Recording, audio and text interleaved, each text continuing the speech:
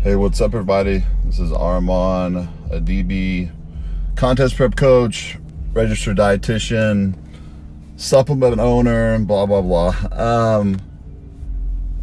Today, I'm going to talk about what everybody, and nobody wants to hear about diet or training or what's most important. Everybody wants to hear about what to take, what do you take, what to take for a contest cycle or this and that. So I'm going to give basically some cycle information that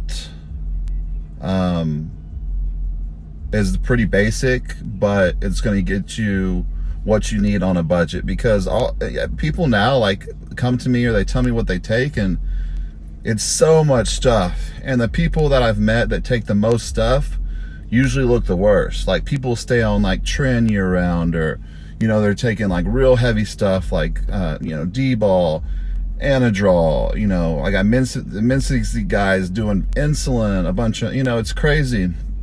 So people overcomplicate stuff too. I mean, some of my best shows, I did the same diet the whole time. I didn't change anything. I didn't even carb up. So I'm going to start. So I started competing when I was 18, right out of high school. My first show was natural. Well, actually, I took clenbuterol for like 3 weeks. And I won that. I looked good. I started my diet at 240. I dieted all of that way down to 176. Then my first 4 shows I won. And then there was actually competition. So I was competing against grown men. They looked good. So the first thing you want to do about, why, if you watch natural bodybuilding. So if guys are actually natural, a lot of the times, they're harder everywhere. They don't carry as much as waters because they're not taking like testosterone, so they don't have to take all these anti-estrogens. And anti-estrogens are usually expensive, so you want to get them from your doctor. When you get them from these sites that are like research chemicals, they're not usually real most of the time. And I don't like liquid dropper stuff anyways. You're not getting the right dose of stuff. That's like why my Seromax, my MK677, I tried all these like dropper stuff, and I'm like, what's a big hype about MK?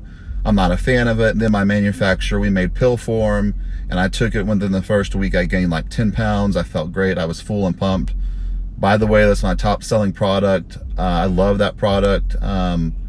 I have 5 products. I don't push them as much as that one, just because that one is just almost like it's just growth hormone. So my pre-workout, I reformulated it. It's really crazy strong. It feels like, you get a huge pump, but it feels like you took an Adderall, but when you come down, you don't crash. But check that out on my site. My testosterone booster, I keep selling out of that. So I think that's out of stock right now, but check out the Seromax. Anyways, what you want to do, you want to worry about your estrogen levels. So if your estrogen levels are increased, of course you're going to carry water, and but a lot of people confuse water with fat. Okay, so aside from your diet and training, of course you have to have low body fat to present the most muscular physique. So let's say, starting, some people get in shape quick. I say, for your first show, or to do a proper diet so you maintain the most muscle. Any coach out there that's why there's so many coaches, can give you a diet and you can get in shape. What I do with my clients and what I do with myself, we will actually grow on the diet. So we're actually gaining muscle on the diet. That's very, very hard to do, but that's my years of experience. And I don't prep as many people as I used to, because people don't listen. They want a quick fix. They want to take all these drugs, and most of the time the drugs aren't even real. They're fake. And they want all these answers. Like, I had a guy the other day asking me, the questions I get asked are crazy. It's like, hey, I want to get my calves like yours. Which kind of IGF should I take? Long or fast? I'm like, what does that have to do with your calves? You train your calves, like you do certain exercises. And so I don't like making like gear videos, but that's all people want to hear. And so I'm going to give like the honest advice. I didn't really take a little more until I got to my last couple shows, and then I pushed it a little bit, and that's when I went up to super heavyweight. But all my other shows, I mean, it was minimal stuff. So you want to start at the beginning with something, you know, of course, you always want to use testosterone. Okay, so anywhere from, you know, I was using, I think, 400 to 500 milligrams of testosterone. You can go up to 1,000 or 1,200. Some people do. You're just going to get better workouts. Some people, blood pressure gets too high. And, you know, I don't really advise people to take stuff unless they're over 21 now, because you can make such good gains just with your natural hormones. So let's start with the testosterone. Like, so for the first 8 weeks, you can use like testosterone, equipoise, or deca. You know, they're kind of the same, but not. Equipoise always worked better for me. Deca just kind of shut me down, my sex drive, even if I took, well, then we didn't even have cabergoline, or we didn't even know what it was. Rhodosinex are all the prolactin blockers. So we'll do like test and EQ for like the first 8 weeks with a course, like with like an Arimidex every other day. Depending on your body fat level, usually start like a fat burner, like clenbuterol, like 8 weeks out, and you do like a hardener, like Winstrol. So you would be taking, so you would drop out the EQ and just be doing like testosterone and Winstrol. And you can add Tren also. Tren's a very, very strong compound. People don't understand how strong it is. And people, you know, I go in the gym and, you know, everybody's on Tren now, you know, so people don't realize how strong it is. So when they quit Tren, they get right back on because they lose so much, you know, but Tren has a lot of side effects.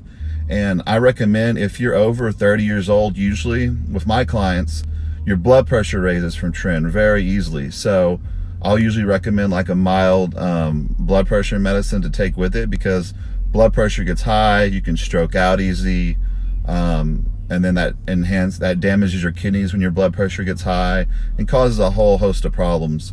So, I mean, if you're looking to add a little bit extra size, or if you have enough size, you know, the last 8 weeks, testosterone, maybe like at 400 or 500 milligrams, Winstrol.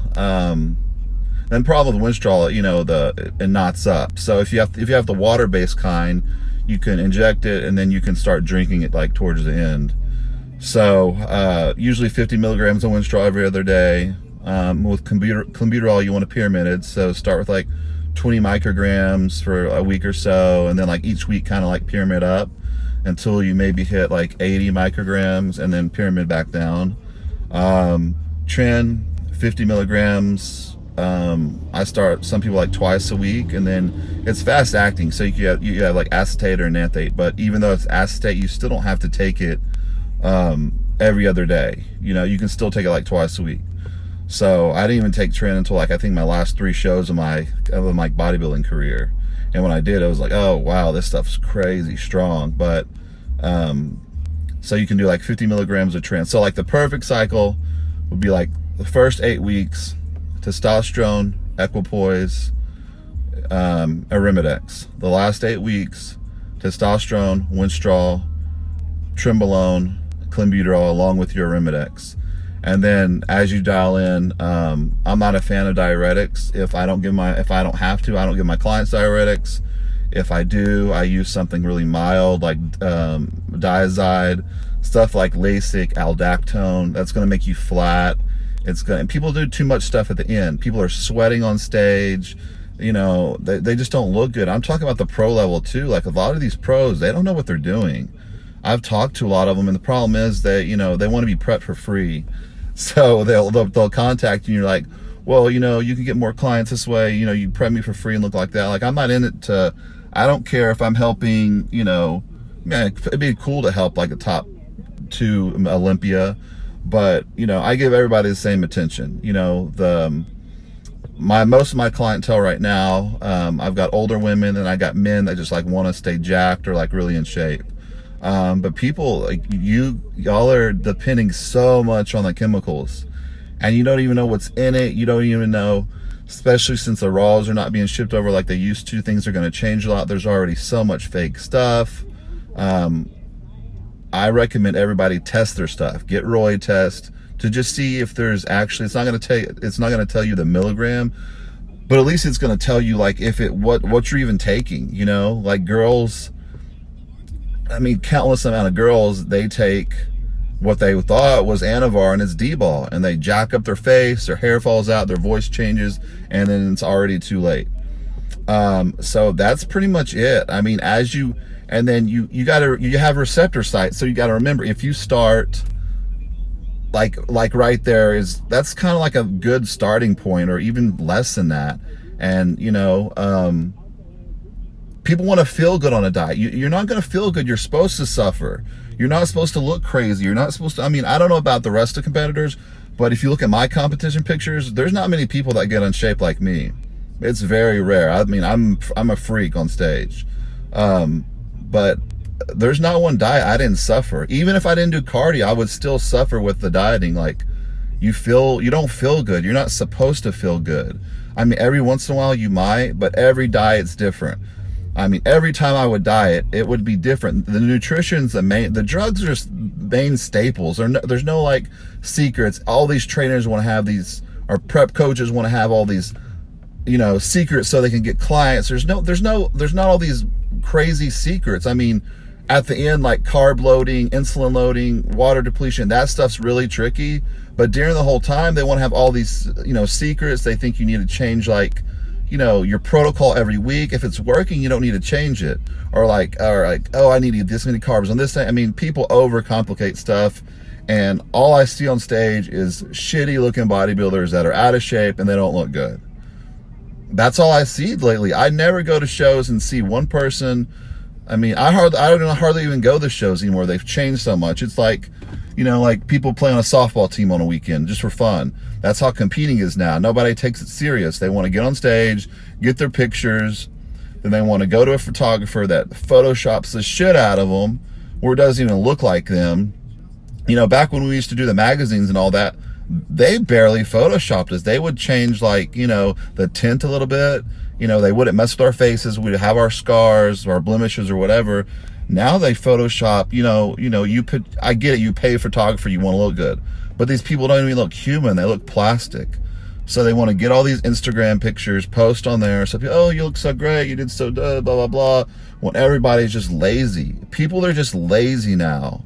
Stop being so lazy and work hard. You have to achieve greatness, and whatever you do, whether you're going to have to be uncomfortable.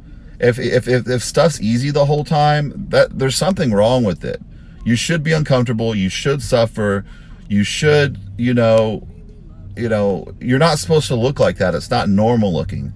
But the drug use is out of control. I mean, people taking just everything they can under the sun, and then they get up on stage and they look like some water buffalo. They don't even look good.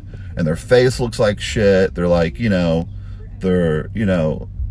look toxic. You can tell they're toxic.